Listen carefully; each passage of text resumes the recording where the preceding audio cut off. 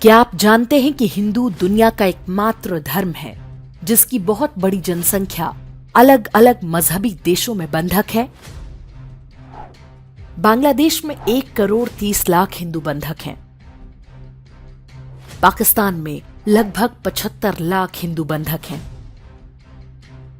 बाकी इस्लामी देशों को जोड़ लें तो ये संख्या कुछ लाख और बढ़ जाएगी।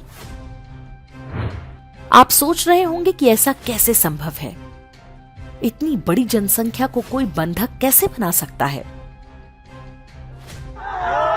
बांग्लादेश में हिंदुओं का नरसंहार आक्रमणकारी मजहब की एक पुरानी रणनीति है।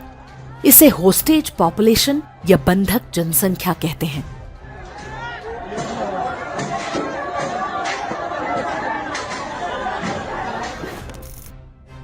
विभाजन के समय जिन्ना से जब यह पूछा गया था कि जो मुसलमान भारत में ही रह गए उनके हितों की रक्षा कैसे होगी, क्योंकि वो तो शरिया पर चलेंगे, ना कि भारत के संविधान से। तब जिन्ना ने जो उत्तर दिया वो आपको पता होना चाहिए। जिन्ना ने कहा कि कुछ हिंदुओं को पाकिस्तान में बसने की छूट दी जाएगी, ये हमारे पास बंधक होंगे। पाकिस्तान ही नहीं, आज बांग्लादेश भी अपने यहां बचे कुचे हिंदुओं को भारत की कमजोर नस की तरह दबाता रहता है। वो बांग्लादेश जिसे स्वतंत्रता ही भारत ने दिलाई थी, तब इंदिरा गांधी ने उसे वापस अपनी धरती में मिलाने के बजाय प्लेट में सजाकर सौंप दिया था ताकि उसे दारुल इस्लाम बनाया जा सके। अब आप सोच रहे होंगे कि भारत में भी तो लगभग 30 करोड़ शांति दूत रहते हैं, क्या उन पर भी वही होस्टेज पॉपुलेशन नीति का प्रयोग नहीं हो सकता? क्या भारत की कोई सरकार कभी पाकिस्तान या बांग्लादेश से ये कहने की हिम्मत नहीं दिखा सकती कि उन्होंने हिंदुओं पर अत्याचार किए तो भारत में उनके लोग भी सुरक्षित नहीं रहेंगे? भारत की कोई सरकार ये नहीं कर सकती, क्योंकि संविधान में भारत को सेकुलर घोषित किया गया है। कोई भी सरकार होस्टेज पॉपुलेशन पॉलिसी पर चलेगी तो हंगामा मच जाएगा, लोकतंत्र खतरे में पड़ जाएगा। भारतीय मुसलमान बंधक नहीं हैं, लेकिन जहां पर उनकी जनसंख्या अधिक है वहां पर वे हिंदुओं को बंधक बनाने के लिए स्वतंत्र हैं। कश्मीर, पश्चिमी यूपी के कई क्षेत्र, केरल और बंगाल इसका सबसे बड़ा उदाहरण है, और इसी कारण आए दिन हिंदुओं के पलायन की घटनाएं होती हैं।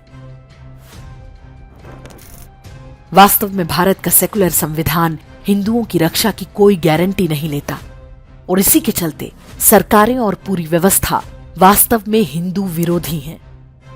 जो सुप्रीम कोर्ट मुसलमानों पर अत्याचार की अफवाहों पर संज्ञान ले लेता है, वो हिंदुओं के नरसंहार पर भी कुछ नहीं कहता। हिंदुओं के वोट से चुनकर आई सरकारें भी वास्तव में उसी नीति को आगे बढ़ा रही हैं।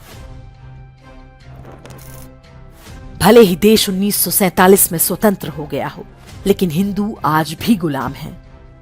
सरकारों से लेकर सुप्रीम कोर्ट तक सबका एक ही काम है कि वो ये सुनिश्चित करें कि हिंदू अपने साथ अन्याय के विरुद्ध आवाज ना उठाने पाए और बराबरी के अधिकार ना मांगे।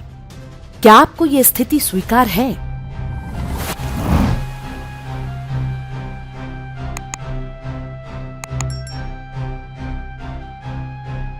इंडेक्स ऑनलाइन के वीडियो समाज को समर्पित हैं। आप इनको डाउनलोड करके जैसे चाहे वैसे प्रयोग कर सकते हैं। चाहे तो आप हमारे टेलीग्राम चैनल से जुड़ सकते हैं, वहां सारे नए पुराने वीडियो आपको मिल जाएंगे। हमारे सोशल मीडिया लिंक हर वीडियो के डिस्क्रिप्शन में होते हैं। हमारा एकमात्र उद्देश्य हिंदू समाज को जागृत और एकजुट करना है। इसमें सहभागी बने। धन्यवाद।